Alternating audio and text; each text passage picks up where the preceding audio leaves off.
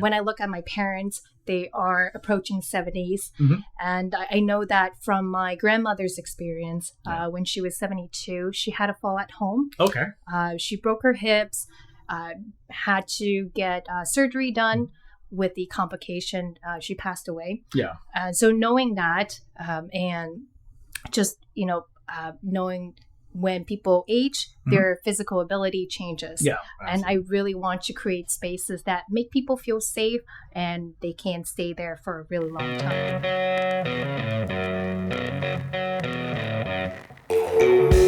Hello, everyone, and welcome to Bamboo, Vancouver's property management and investment podcast. My name is Hayes, and today I'm here with Hannah from CHY Design. And basically, Hannah works with doing interior design as well as a bit of a specialty in aging in place, which is something we'll be touching on throughout the show. But without further ado, welcome to Bamboo. Thank you so much. Thanks for having me. Perfect. So when you started down this road, what were you doing before design? Like, did you always want to do interior design? No. My first career, I was a kindergarten teacher in Taiwan. Oh, wow. Yes. I did that for several years, and I realized I really crave for a career that allows for my creativity, to channel through. Then I look into interior design, and ever since I never looked back. Yeah. Now, and as I said, we'll be touching more on the aging in place interior design, but what guided you down that road? Like, did you have some parents that needed to do that, or how come? It's unusual. Well, thank you so much for the great question. So I started my interior design journey doing all kinds of design, commercial, residential, anything, you name it, I did it. Mm-hmm. But, as I progress in my career, I want to do something a little bit more meaningful. Okay. And when I look at my parents, they are approaching 70s. Mm-hmm. And I know that from my grandmother's experience, when she was 72, she had a fall at home. Okay. She broke her hips, had to get surgery done. With the complication, she passed away. Yeah. So knowing that, and just, knowing when people age, their physical ability changes. Yeah, and I really want to create spaces that make people feel safe and they can stay there for a really long time. Excellent. Yeah, and it also kind of works out as well because the boomer generation is getting older, and I don't think we have enough rooms in the elderly care facilities for them. No. So if they already own a house, why not bring the nurse to them? Right? Exactly. It absolutely makes sense, right? That's right. That's great. And definitely we're going to delve into that for sure. So stay tuned. So I guess going on towards the owners and landlords that currently own and not aging in place, what are some of the most impactful design upgrades that landlords and owners can do on a modest budget to help sort of raise perceived value? What are some of the most bang for your buck, if you will? Got it. So some of the more impactful design upgrade you can do, first would be paint. Fresh coat of paint instantly change and transform the atmosphere of the whole room. Second would be lighting. Okay. Replace your pendant light, wall sconces with different style. I find that with different design, it tends to just gives it a whole new personality. Okay. Next would be hardwares and faucet. These are small details, but when you change it to a different design, different finishes, it really gives it a refreshed look. Okay. And now with the faucets and that and hardware, I've known throughout the years that things go from brass to silver to brass to silver. Which direction are we going right now? Is it going back to the silver or brass? Well, I think recently I've seen the trend is going from brass back into silver. Okay. Yeah. I find that, brass and black, they're super trendy, but they tend to get dated a little bit faster than silver tone. Right now, even though we're in the silver tone, but the finishes that I've seen a lot is the brush finish. So like a brush nickel or brush stainless steel. Okay. Yeah, that makes sense there.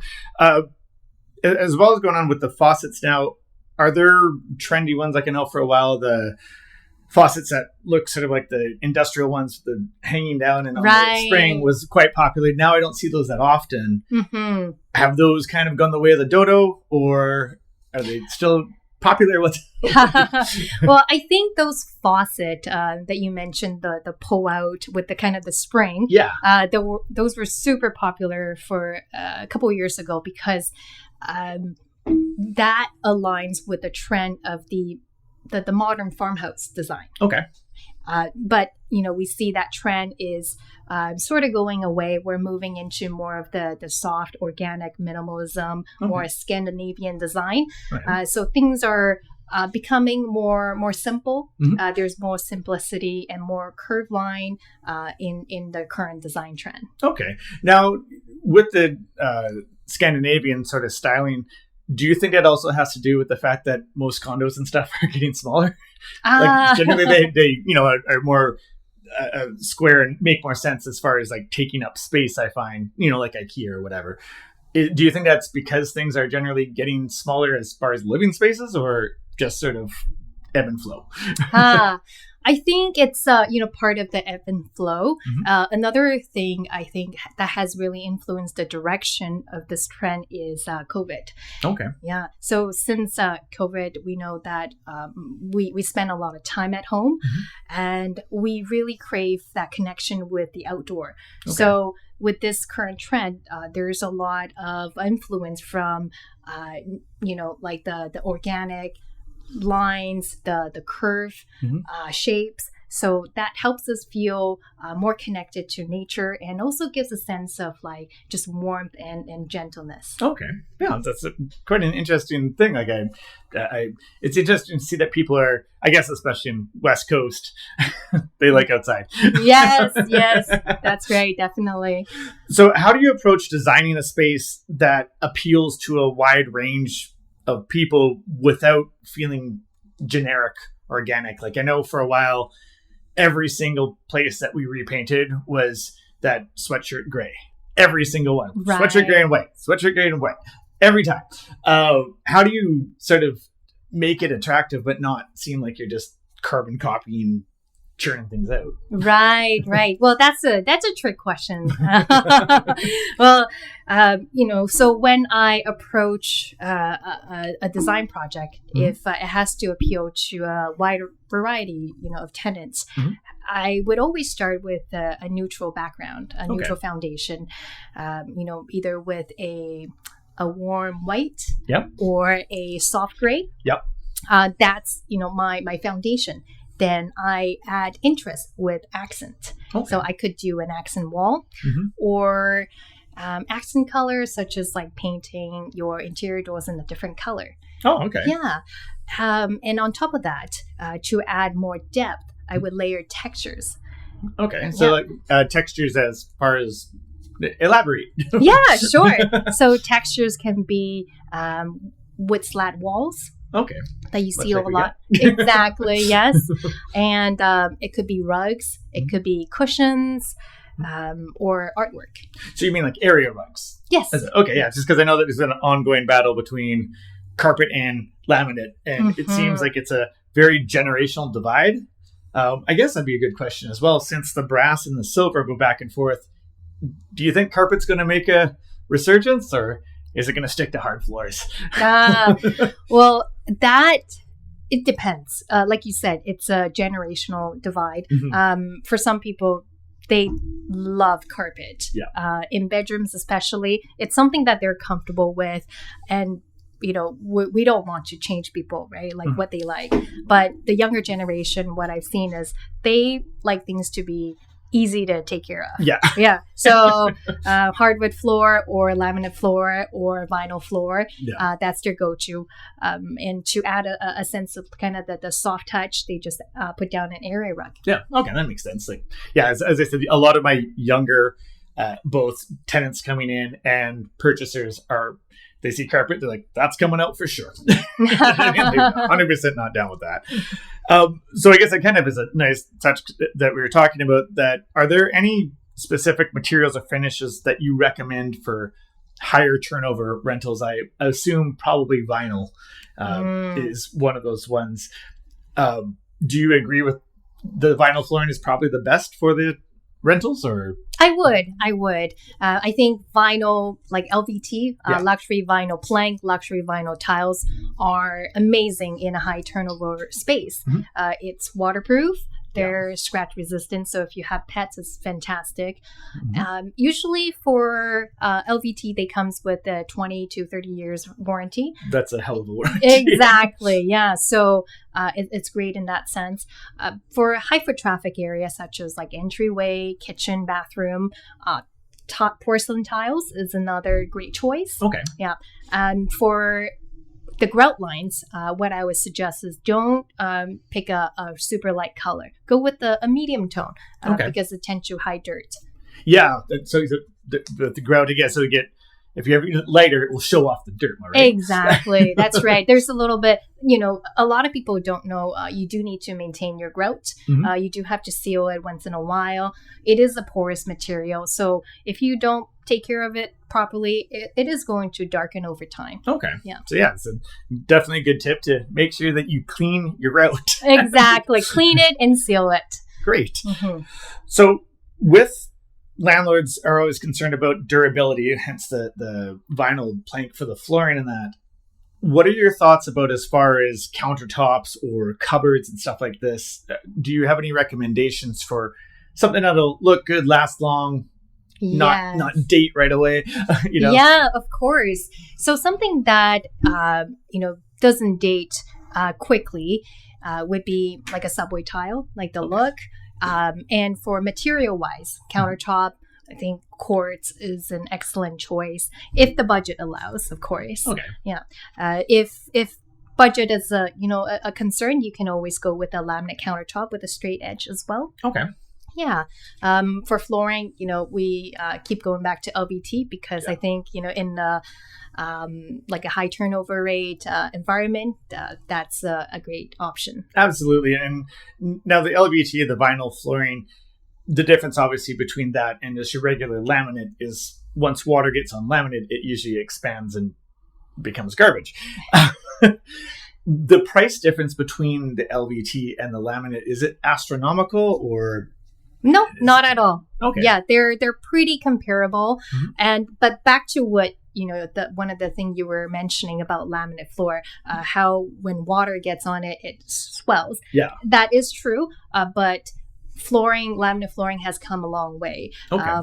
Some of the newer product, they have actually water resistant that's built into the bevel. Okay. So water can actually sit on the laminate for up to 3 days. Oh, that's actually, if you haven't noticed, for 3 days is, maybe you're not home, but yeah, that's definitely a thing. Now, what are your thoughts though on arborite, for instance? Like that has also come a long way. I remember that some places with arborite, they would try to imitate the veining of marble, and it's like, this looks like a shitty photo that somebody's printed on here. Has arborite come further that like you may want to consider using that as well? I realize it's not as durable as a rock. Right. It's also pretty cheap, I gather. That's right. That's right. I think, like you said, laminate, it is a printed image. So it's never going to look super realistic. But there are so many options that you can pick from the laminate collections. There are, marble look, like you said. There are also like granite look and concrete look and wood look as well. So there are tons of different designs that you can choose from. Okay. And with the laminate, aka arborite, of those designs, because it's not going to look bang on, as you mentioned, which out of those four, let's say, would be closest to looking the most legit? Like, sometimes it's a lot to ask for it to be really, really tight. So would you get away with more if it was a concrete look or a marble look or a wood look? Which would you say is the safest bet? The safest bet in terms of the how realistic it looks? Yeah. Or is there this sort of like, just eyeball it? I think that concrete is pretty safe choice. Okay. Yeah.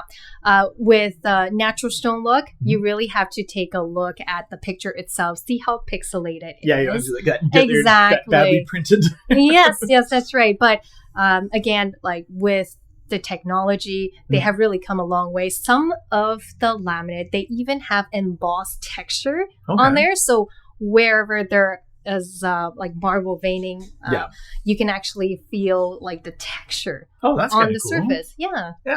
And that's for like countertops and stuff. That's right. Excellent. Would that mess with cleaning it though? Wouldn't it catch all the food? Or no? Okay. Well, that's good. It's not super like texture where things will get stuck. Okay. Yeah. Wow, it's kind of neat. I didn't know that they had that. So that's a pretty cool thing. I'm going to check that out now. Now, you touched on the subway tile as being one of the more timeless ones.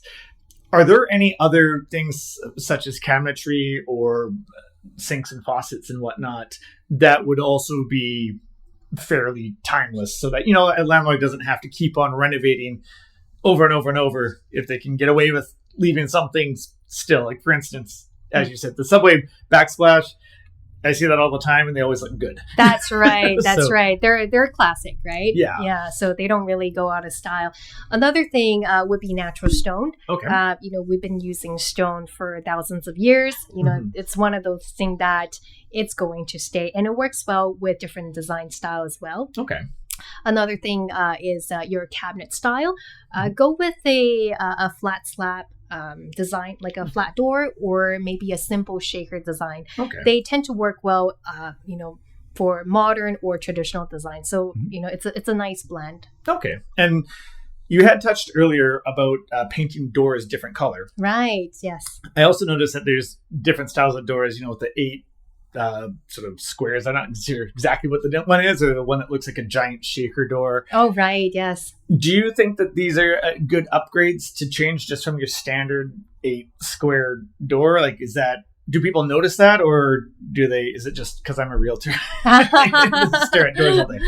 Well, I think those upgrades are definitely noticeable, but they do add up because, once you change one door, you sort of have to change every single door, right? And including your closet door as well. So depending on if the budget allows. Okay.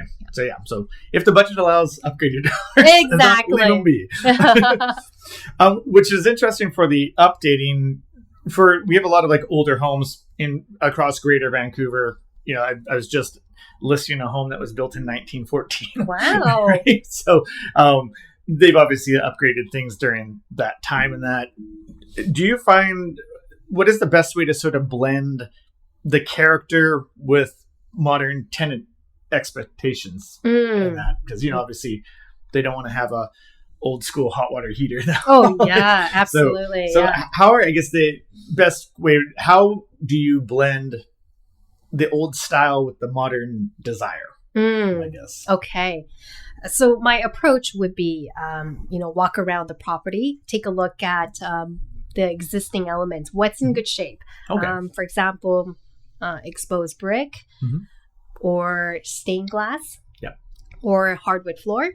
If they're in good shape, I would try to work around them. Okay. Yeah, I will try to create design that incorporate them. I find that when you mix old with new, it makes it more unique because it tells a story. Yeah, absolutely. Yeah, but when it comes to layout, if it doesn't work, with our modern living, change it. Yeah. If you have a kitchen that's super isolated and the material isn't really durable and the storage isn't functional, just change it. Move it. Yeah, Right? Exactly. Which is funny. You just talked about the isolated kitchen. Now, almost every place we show is open concept. That's right. Yes. Do you think it's ever going to come back to closed? Like, I know that originally they were making condos to kind of imitate tiny houses, which is why the kitchen was completely walled off, own door type of thing. Now one just blows that wall out, basically. Right. Do you think it's ever going to swing back, or are we just open is the way? I don't see it going back to closed kitchen. I think people are craving that connection, especially at home with their family. Yeah. When someone is making food, prepping meals, they don't want to feel like they're alone. They want to be able to connect, right? Okay. And especially, let's say if you have young children, when you're making food, you want to make sure that you can see your kids. Yeah. Right? Make sure not getting anything that they shouldn't be. Exactly, yeah. I was definitely that kid. 100%. So I guess also too, I noticed the trend for when really was for the open concept kitchen was the dawn of the foodie. Because I've noticed that everyone wants to show off their cooking prowess. Right. Yeah, so I guess like probably not going back, so everyone can safely blow out all their kitchens and make them all open. Should be one of the more timeless moves that someone can make. I think so. Yes, but if you are concerned about like dirty dishes piling up in the kitchen, you don't really want your guests to see it, or you just want to have them out of sight, out of mind, you know, temporary, right? You can always have a spice kitchen if you have enough space. Put a secondary kitchen in your home next to your main kitchen. Yeah, and that makes sense. I see a lot of those for especially like international families that do like some heavy cooking. Oh, yes. They use a spice kitchen. And like, that's a pretty clever idea because like some of the smells from different styles of cooking can get pretty intense. 100%. Yeah. And I do notice a lot of the spice kitchens have like industrial fans. That's right. Which is impressive. You wouldn't want one of those in your regular kitchen, I'm sure, because they do get loud. Yes, they do. Yeah, for when choosing a hood fan for like heavy spice cooking, I would always recommend something with a higher CFM. Starting 600 CFM would be ideal. Sure, they make some sound, but the good thing is that they work quickly. Yeah. So they're loud, but they're on for a short period of time, and they can remove grease, latent grease in the air, and also the smell, the odor in the house. Okay. What does CFM stand for? I have no idea. I think it stands for like cubic air like per meters. Oh, okay. So it's like the amount of air that it pulls in a certain amount of time. Okay. Yeah. Almost like a horsepower. Exactly. Okay, give or take. Okay, right, I gotcha. Now, I had touched on earlier that it seems like everything that's getting built, if it's new, it's shrinking. Are there any strategies that work well for basement suites and compact suites that would be a good recommendation for people having to live in these smaller spaces? Because, humans didn't shrink.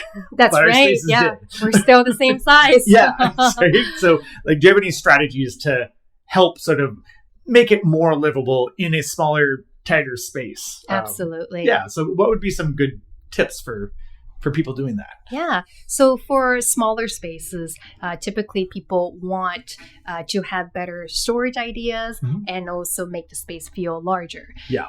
So the first thing I would start with is use lighter color paint. And because once you have walls and your ceiling in a lighter color, it opens up the space. It makes it feel more airy. Second, I would utilize your vertical storage space, such as a wall hung cabinet. Okay. And incorporate some LED light underneath. So it makes it look like it's floating.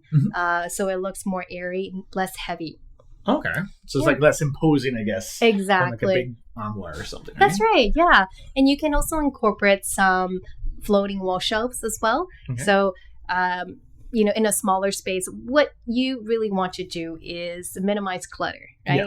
So if you have things on the floor, on a countertop, it just looks, it just makes the space feel tighter. Yeah. So if you have things that you can hang them up or put them up, it just makes the space feel a little bit more open.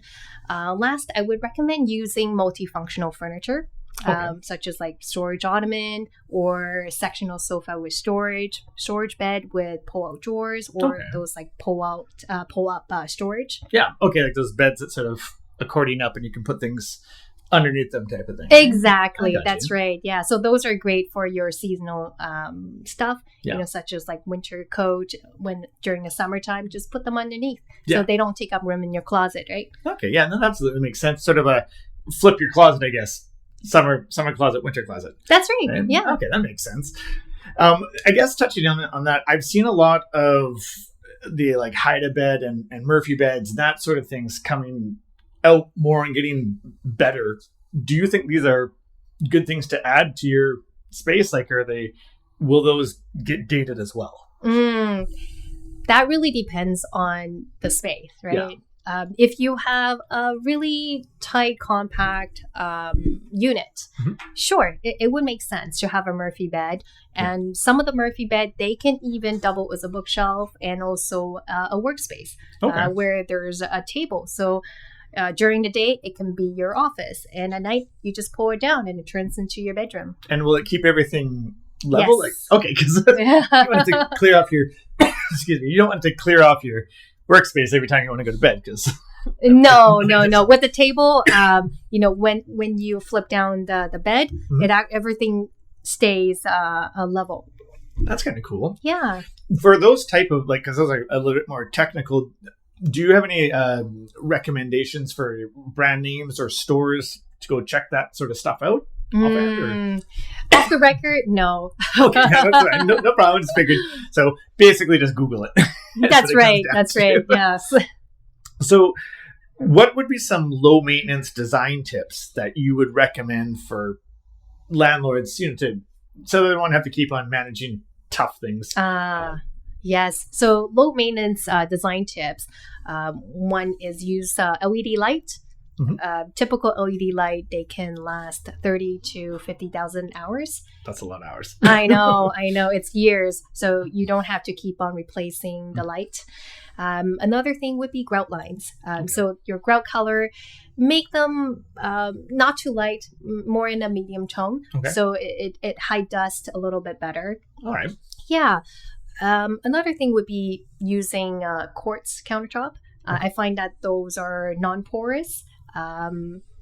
Easy to clean, super low maintenance. Okay. Now, you're saying non-porous. Is granite porous, I guess? Is that? Yes, it is. So all natural stone, they're porous. So they do require regular maintenance. You need to seal the surface so bacteria doesn't get in it. Okay. And I guess that would also, if the lighter ones, would probably stain as well, since they're porous. Correct, right? Yes. And for natural stone, there are different hardness. Okay. So with let's say a marble, it's a lot softer compared to a granite. So with marble, it can chip easily if you drop something on it. Yeah. If it's a lighter color, it can stain easily as well. For example, if you put a glass of water, the condensation can actually seep into the marble countertop. Okay. That's right. And then when that happens, what happens to the marble? Like, does it just change color? Can it crack? Like, what? Any ideas? Well, when it cracked, yours, you sort of have to live with it. Yeah. Yeah. Well, I know there are company out there that they can repair your countertop. When it cracked, they don't make the crack disappear, but they try to minimize the look of it. Okay. Yeah. So it's not, you won't have to fully replace the whole thing. Theoretically, you can get away with a little bit of repair, right? That's right. Okay, yes. I gotcha. So now you talk about the different trends, things coming in and out, and styles and colors and all that. How do you learn about that? How do you see over time, and also, like, what do you think kind of guides that? Does somebody just decide, like, this is going to be the hot color this year and go, or how do you keep up to date? What guides the trends? So one place where I get my latest design trend is through internet, of course, and also magazines as well. Okay. Yeah.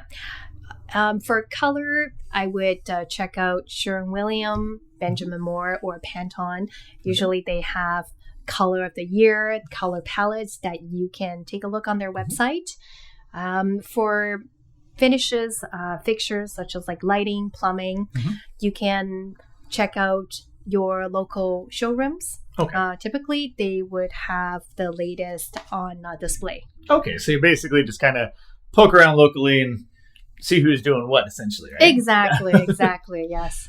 And I guess with the styles, like you're saying, check out some magazines and stuff like that, would probably want to gauge as well where you are. Because, for instance, being very broad, and sorry for any Midwest listeners that we may have, but they love flowers and putting wallpaper on stuff. Here, we generally don't. So I guess you would have to look at what magazines they're gearing towards, right? That's right. So, because like obviously West Coast has a different style than East Coast or the Maritimes, for instance. Absolutely. So, yes. Okay, so yeah, definitely pay attention to those. Do you have any magazines that you read regularly that would apply more to the West Coast? Oh, one is West Coast Living. Oh, well, that's pretty straightforward. Yeah, exactly. Yeah, very straightforward. Yeah. Okay, so yeah, so definitely check that out, the West Coast Living, and that's, I guess, how you keep up to date. Now, when people are meeting with you for design, do you sort of guide them along that? Like if I know for a while, quite a few years ago, they had appliances that were red and green and blue and stuff like that. If someone's going to make a crazy ass decision like that, do you kind of help them like, hey, you might not like that in a year, or just let them rip? Well, usually when people come to me with a very specific color, like such as like appliances, like they love the green or they love the blue, usually that indicates they really, really love it. Yeah. And they have really thought about, it's probably not going to, like, let's say like style may not last, but it is something that they absolutely love. So what I do as an interior designer is I try to work around their preference. Okay. Yeah. I don't go in and try to tell them whether they should like something or not like something. I would tell them the pros and cons, but at the end of the day, they are the ones who drives the design directions. Of course. Yeah. So you sort of like help show the lay of the land, I guess, as you will. Exactly. I show them what works well with what they already like. Yeah. And make sure that the final product is a cohesive and beautiful product. Okay. Which is a great thing, because some people I think are sometimes concerned that they're going to get pushed off of their vision, if you will, right? So, so now, owners that own older rental properties in Greater Vancouver, what are some of the design elements that are overlooked that may help our older people, the elderly, live more comfortably? Okay. One thing I noticed is lighting. Some of the older homes, there's not enough light in the stairways, hallways, bedrooms. Okay. So that's one of the main thing. Secondly, would be your doorway. It's too tight, too narrow, your hallway. So sometimes someone with a mobility aids could be hard to move around. Okay. As far as that goes for the doors, is there a reasonably way to expand the doors? Because most door frames are the standard size, right? Yes. I assume that there's also wider doors now. Is that usually very expensive to use to widen that extra couple of inches that you need, or is it just something you should sort of leave alone and keep on looking for ones that are already that wide? It depends on how wide you need to expand the door. Let's say if you just need 1 to 1.5 inches wider, there's actually a hardware called a Z hinge, where it will help you to gain 1 to 1.5 inches of space for the doorway. Okay, so that will probably allow for most, say, wheelchairs or walkers, I guess, that sort of thing, correct? Yeah, it really depends because, there are different width requirement for a walker, a wheelchair, and versus a power chair, right? Yeah. Okay. Yeah, and so I guess it sort of touches in as well. As far as people with dealing with updating and that, are there a few like major design mistakes that people make? Yes. There's one that I've seen before. They have great intention. They want to make their home more age-friendly. Yeah. They install a grab bar directly on the drywall without properly securing it to to the stud or wood backing. And it's very dangerous when someone holds on to the grab bar and put their weight on it. it rips right off. Yeah. Yeah. So whenever you are installing a grab bar, just make sure that they are properly secured. Yeah, like into a stud, or I guess would a really heavy, I'm missing the word right now, for the screw, if it's not near a stud, work out for it, like to reinforce that? With the wall anchor screws. Yeah, that's what the anchor. There we go. Totally lost there, but you got it. Would a strong anchor work? Because obviously sometimes you may not want to go the full length of the stud because it's a big bar, or do you just say stick to the stud?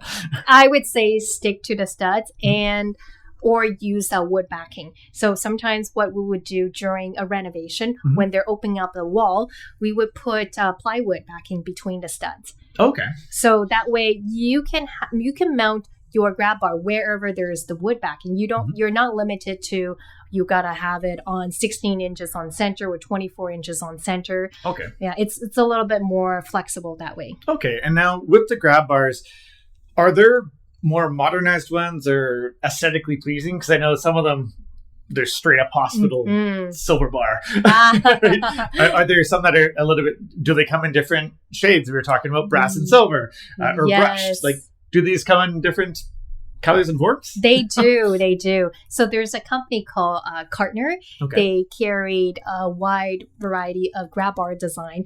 They come in brass, chrome, stainless, nickel, black, different size, and also different design as well. So some of them are very sleek looking, actually. They almost look like a piece of like accessories for your home, and they can even match to your towel bars. Okay. Yeah. So I think moves it all in there. Exactly. I think what I love about it is that it sort of changed people's mind about grab bar is something that's very like hospital-like, very that's clinical. Exactly. Yeah. I think they can also be pretty beautiful as well. There are also grab bars that are dual function. Okay. So for example, a TP holder that can also double as a grab bar as well. So it helps someone if they have maybe hip problem, helps them kind of get up after sitting down. Okay, so just like essentially grab onto the toilet paper holders. Exactly. There's like an additional bar in, above the paper. So it's almost like a double bar, but when you have paper in there, you just see one bar. But it's so beautifully designed that it doesn't feel like a grab bar. Okay, and that's like quite pleasant because that way you don't feeling that you now moved a hospital into your own home. Exactly. Yeah, and I just want to build on that. There are also a grab bar in the shower that I've seen where you can incorporate tiles at the front of the grab bar. So you can use the same tile that you use on the wall, in front of that grab bar. Oh, so it kind of like blends it all in there. That's right. Yeah. That's a great design, actually. So now for retrofitting some of the rentals, because we're going to end up having probably some aging tenants coming in, what would be some of the most value add-ons? Grab bars would be one of them. You already touched on lights, of course. Would grab bars be like that most bang for your buck for an add-on for some aging tenants? Prime example, we have the 55 Blackberry here in New West, and it's generally for aging people but they don't want to live in a hospital. That's right. So some of those are becoming more and more used as rentals as well. What would be some of the best value add-ons? Would you say the grab bars are probably your top one, or is there any other ones that come to mind? Particular? Another one would be lighting. I think lighting is something that often overlook, but it's so important. That's, that's affect how we navigate our home comfortably. So lighting is one. And there are some inexpensive DIY thing that you can do as well. There are motion activated lights that are battery operated. I would suggest maybe putting them in the stairway, in the bathroom, in a hallway. So they light up at night, once they detect some activities. So that way you are less likely to kind of hurt yourself or walk into, something. Okay. And as well as Do you find that the people should remove carpet on stairs? Because I find that sometimes it can get a little slippy. Or should they just stick with that, or switch it to laminate or a harder surface? Is there one that's better than the other for stairs? I guess if you fall down the stairs, it's nicer to laminate a softer carpet, mind you. But do you think that there's one is more preferred over the other as far as the safety? For safety, definitely go with a non-slipped flooring finish. Carpet can be more slippery compared to some of the texture vinyl or laminate. Okay. Yeah. So before you select a material, just try to walk on it. Put some water on it. See if it's slippery when you walk on it. Okay. Definitely, those are easy tests to make sure. I guess that's right. Yes. Now, do you have any real world examples where a small change made a huge difference for a person aging in place? Yes. So a project we worked on in Vancouver, the client purchased an apartment. It checks all the boxes. It's close to her work, close to her family, close to transit and our community. It's got a decent size outdoor space and also has a direct access to the street. Okay. So in that sense, it was perfect. However, in her home, there was a little issue that wasn't, working too well. So in her bedroom, when the door is open, it fully blocks the bathroom door. Okay. That's right. Yeah. So whenever she needs to go to the bathroom, she sort of has to close one door to open the other. Yeah. It makes it a little bit awkward. Yep. So during the renovation, one of the small things that we did was to reverse the hinge. Okay, so basically just get the door to open the other way. Exactly, yeah. So with... That's really small. I know, it's a very small change, but it really makes her day-to-day routine so much easier. Absolutely, and it's amazing. Just a little tiny change like that probably made a world of difference. Yes. And you just don't think about that sometimes. That's right, yeah. Great, well, I think we've got through most of the questions that I had for you so far. I'm sure I'll have more at some point in time. If anyone's trying to get a hold of you to help with design or aging in place, what's the best way to find you? If they would like to reach out, they can visit our website at chydesign.ca or aginginplacedesign.com. Okay, perfect. And we'll have that obviously in our description below, so they're not running back having to rewrite that. So we'll have that there. So thank you very much for coming on the show. I really appreciate it. Thank you so much. Great. And thank you so much if you've been listening this long. My name is Hayes. This has been Bamboo, Vancouver's property management and investment podcast.